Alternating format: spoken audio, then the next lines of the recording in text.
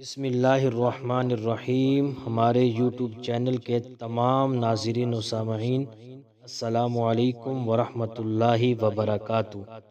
آج ہم اپنی اس ویڈیو میں سورہ جن کا مختصر تعارف کریں گے۔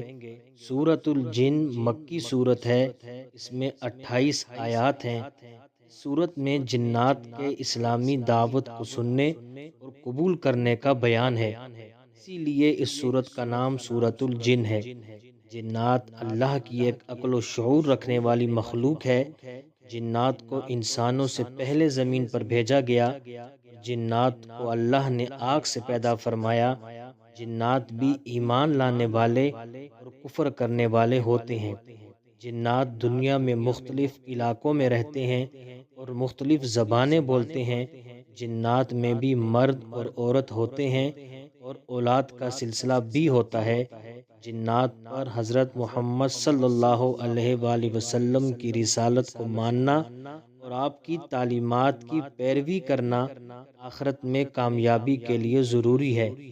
جنات عموماً دکھائی نہیں دیتے اور ان کی رسائی آسمانوں تک ہے۔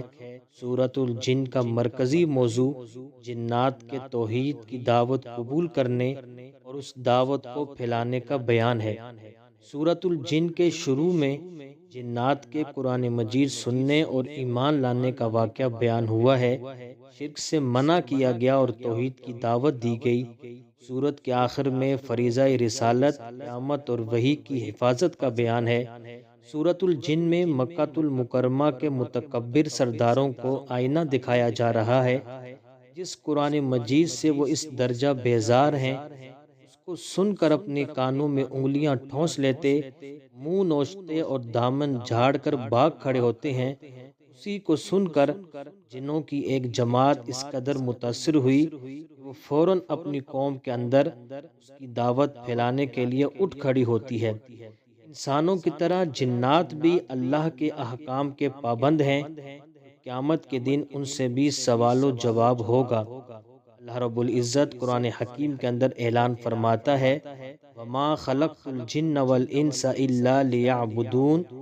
ہم نے انسانوں اور جنوں کو اپنی عبادت کے لیے پیدا کیا۔